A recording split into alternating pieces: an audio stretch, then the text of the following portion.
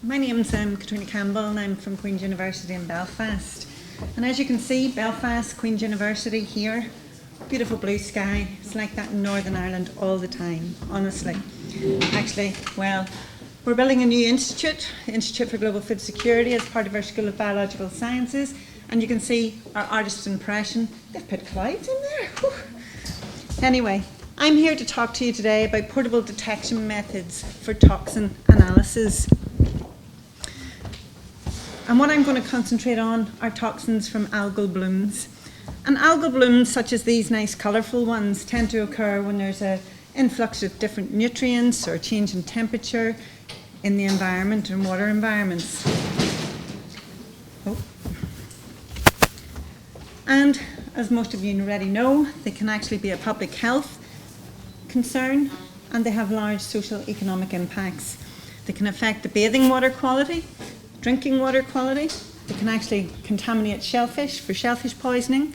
They can also affect birds, fish and mammals in kills, and they can also affect tourism in certain areas, particularly lake regions.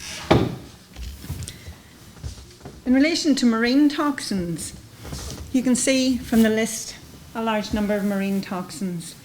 Most of the marine toxins tend to have short-term health consequences, usually vomiting, diarrhea, sometimes paralysis, sometimes death. The long-term health consequences, there's a lot less known about those. The ones I'm going to focus on are the regulated marine toxins in Europe, domoic acid, okadaic, dinophysis and saxitoxins.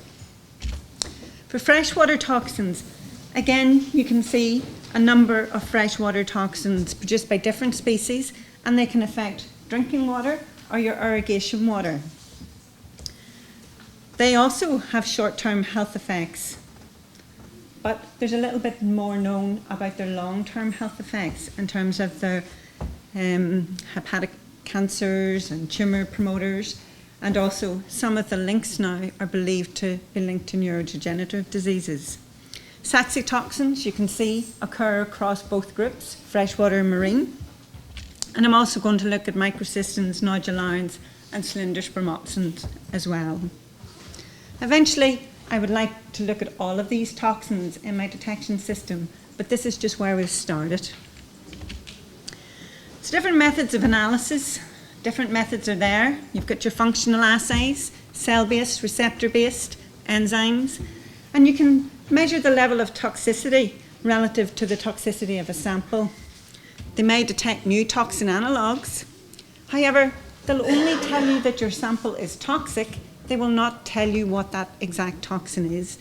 Depending on the receptor, it will give you an indication of the toxin, but you can't be 100% sure that's what it is.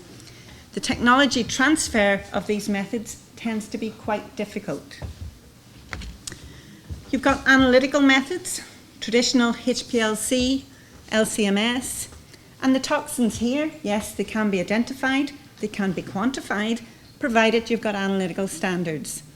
In some cases, particularly for the saxitoxins, the paralytic toxins, you also need equivalency factors. Sample cleanup can be extensive, and so can the actual data analysis can be laborious. However, they give unequivocal identification of the toxin. The ones I like to focus on are the biochemical assays, the ELISAs, lateral flows and biosensor type assays, particularly biosensors. And these tend to be binder assays. One of the problems associated with these types of assays is that the toxicity does not always correlate to cross-reactivity of particular binders, but there are ways that that can be overcome. Sample preparation and data analysis tends to be fast, and therefore they provide adequate screening tools for HACCP, hazard analysis and critical control point management, and rapid response. So the different types of screening assays then that have been used for toxin analysis, you've got your mouse, your cell-based, receptor-based, and they can be non-specific to target and difficult to transfer. The ones I like to focus on are these antibody-based. Tend to be rapid, reliable, relatively low cost, relatively safe to use and implement. They offer low false positives, and if you develop them properly, no false negatives. So for immunodiagnostics, you need your antibody and your antibody production. So what we tend to do is we take our low molecular weight contaminant and we conjugate it to a larger protein carrier.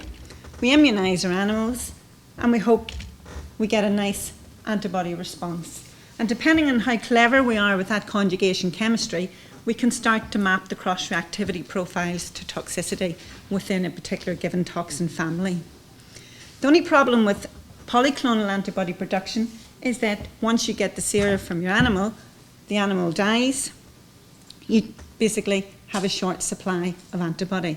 So what we like to do is monoclonal antibody production, where we take the B cells from the spleen of the mouse and fuse them with a cancer myeloma cell line to form hybridomas, which really give us an immortal cell line for monoclonal antibody production. So we have an infinite supply of antibody in this particular case. Some of the major problems are we're working with toxins, so they're toxic. So the animals sometimes, yes, the protein conjugates can be toxic. Also the source of the toxin, trying to receive enough toxin or obtain enough toxin to actually do assay development with. And also then back to specificity, making sure the toxicity matches the cross-reactivity of our binders. And again, that comes back down, as you can see, to structure. Paralytic shellfish toxins in water quality, 3 microgram per saxitoxin equivalents per litre has been identified as water guidelines, both in Australia, Brazil and New Zealand. And you can see from the different toxins, depending on which functional groups are here and here, the cross-reactivity in antibodies can vary. The toxicity of this particular group is highly toxic, so really you want your antibody to detect this group the most and this group the least. So in designing your antibodies, you have to be careful of how you design them. And as you move along, you will see very different chemical structures for domoic acid, ocadaic acid. So one antibody is not going to pick up all of these toxins in a single test. So yes, we need multiple antibodies. The same with microcystins, another family, microcystins and nodularins. And again, variations in the X and the Y. And you get variations in analogues and variations in toxicity. And the same with cylinder spermopsin. The change in the hydroxyl group here compared to here basically reduces the toxicity. So a lot of the work we have focused on previously has been in development of ELISA and dipstick tests. And dipstick tests, yes, they're portable. Yes, you can take them out of the field, and we've developed assays for marine biotoxins for these particular tests. But some of the problems with dipstick tests are in reproducibility.